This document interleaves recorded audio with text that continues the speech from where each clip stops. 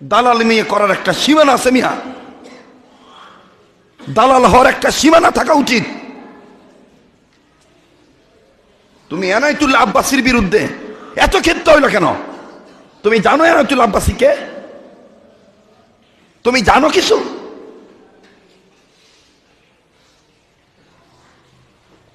মুখ সামলে কথা বলবা। এনায়েতুল্লাহ আব্বাসীর এক অংশের বিদ্যা যদি তোমার কাছে প্রকাশ করে, পেশাব করে দিলাম ইয়া ভেসে যাইবা। এনায়েতুল্লাহ আব্বাসীর বিরুদ্ধে বললে মামুনুল হককে মানায়, ফয়জুল করিমকে মানায়, বাবুনগরীকে মানায়। তোমার মতন আমার মতন চুনোপুটি বাউয়া ব্যাঙের মতন কেউ কেউ সারা বছর করলো, এনায়েতুল্লাহ আব্বাসীর একটা পশমের ক্ষতি করতে পারবা না। ছাগল পাগল কোথাকার। একটা লোক যদি তওবা করে আর কিছু আছে নাকি? কেউ যদি ভালো হইতে চায়, ইসলামের বিধান কি? তাকে সাহায্য করা না? তাকে কি করা? আশ্চর্য হয়ে গেলাম, কি পাগলের দল নাকি? এর কি পাগল দল নাকি? কুত্তা পাগলা কামড়াইলে যেমন পাগল, কুত্তা কামড়াইলে যেমন পাগল হয়ে যায়, এর মনে পাগল হয়ে গেছে। কয়দিন মিজানুর রহমান আজারের বিরুদ্ধে, কয়দিন আমির হামজার বিরুদ্ধে, কয়দিন মামুনুল হক সাহেবের বিরুদ্ধে, কয়দিন এনায়েতুল্লাহ আব্বাসীর বিরুদ্ধে। আশ্চর্য কারবার।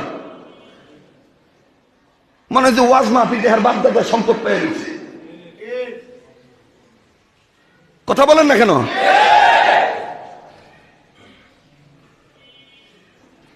এদের থেকে সাবধান থাকবেন। ঘরোয়া বিষয় ঘরে সমাধান করবেন।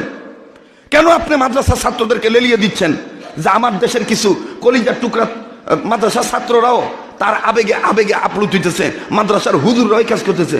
একটু আপনার অন্তর কাঁপলো না? বাড়িধারায় তো আপনিও গেছিলেন, বাড়িধারায় এনায়েতুল্লাহ আব্বাসী গেছিল। কে কতটুকু সম্মান পাইছেন বুঝেন নাই আপনি? আপনি তো জিজ্ঞাসেন কোথায় মেহমান খানা, ছাত্ররা তো মুখ ফিরে রাখছে চিনি না। আর এনায়েতুল্লাহ আব্বাসী যাওয়ার পরে সকলে সদরে গ্রহণ করছে। এরপর কি লজ্জা হয় না? যাত্রা বাড়িতে গিয়েছিলেন, একজনও তো আপনার সাথে ভালো মুখে হাসি মুখে কথা বলেন। চোরের মতন গেছেন, চোরের মতন বাইরে হয়েছেন।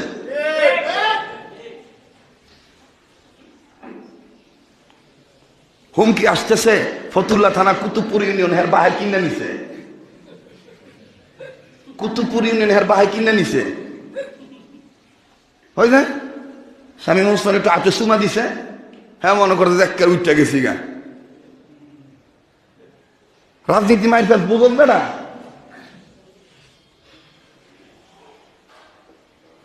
আল্লাহ হেফাজত করুক, আল্লাহ হেফাজত করুক। এনায়েতুল্লাহ আব্বাসীর দ্বারা যে কাজটা হইতেছে বর্তমান যে কাজটা হইতেছে, সরাসরি নাস্তিকদের বিরুদ্ধে কথা বলতেছে। এর চাইতে কয়টা কিনা?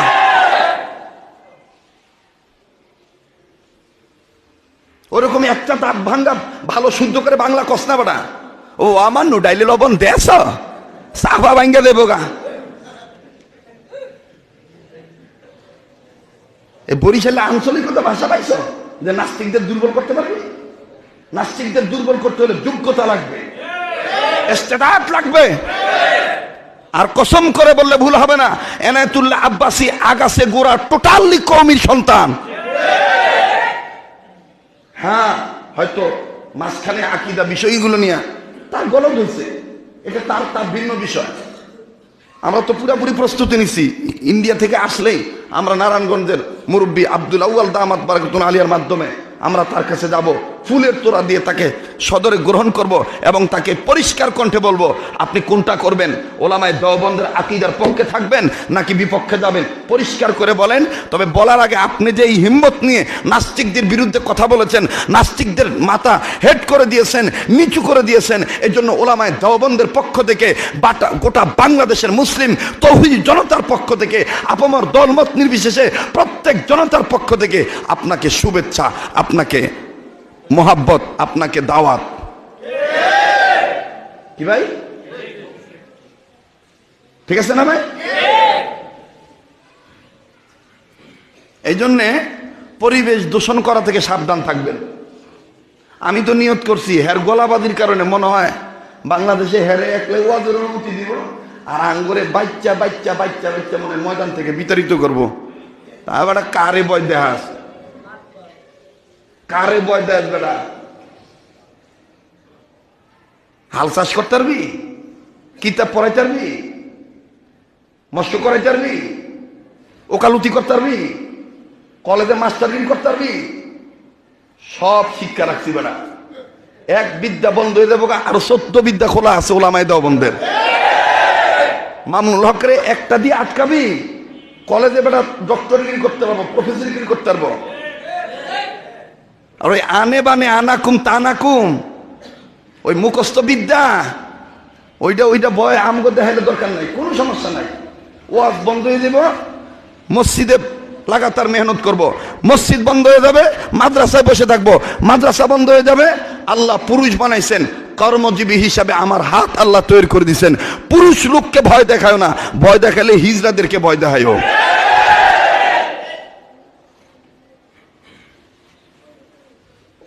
কি কর্ম করে দেখাইতে পারে এর কোনো ভয় আছে নাকি? আমার জীবনে তো আমি কল্পনাও করি না যে আমি ওয়াজ মাহফিল করুম। আল্লাহ এখন ওয়াজ মাহফিলের লেগে ময়দানে কবুল করছে, আলহামদুলিল্লাহ। আল্লাহ যদি আমাকে পছন্দ না করে ময়দান থেকে আমাকে আলাদা করে দিবেন। এই দৌলত তো আল্লাহর দান। এই দৌলত কার দান? আল্লাহর দান। কাজেই যতদিন কণ্ঠে শক্তি আছে আল্লাহর পক্ষে কথা বলতে হবে। কুষ্টিয়ার এসপির বিপক্ষে কোনো কথা নাই, কথা গেল এনায়েতুল্লাহ আব্বাসীর বিরুদ্ধে। হাইরে কপাল পড়া রে, এই মিয়া বলেন না, ধিক্কার যাওয়া দানা দরকার, থুতু নিক্ষেপ করা দরকার এই সমস্ত দায়ীদের মুখের মধ্যে। আর আমরা কথা বললেই একটা স্লোগান পাইছে, জামাতে দালাল, সরকার বিরোধী। দালালি ছুড়াই দেবো খালি সামনে যদি পাই কোনোদিন। দালাল কারে কয় দেখাই দেবো ইনশাআল্লাহ। কথা বলেন না কেন? হক কথা বললেই এক ধরনের স্লোগান তৈরি গেছে, জামাতে দালাল। বলছে জামাতে দালাল, শিবিরের দালাল, আর কোন ডায়লগ নেই। মানে সরকারের কাছে ভালো হওয়ার জন্য, প্রশাসনের কাছে ভালো হওয়ার জন্য একটা স্লোগান দিয়ে দেয়, জামাতে দালাল, শিবিরের দালাল।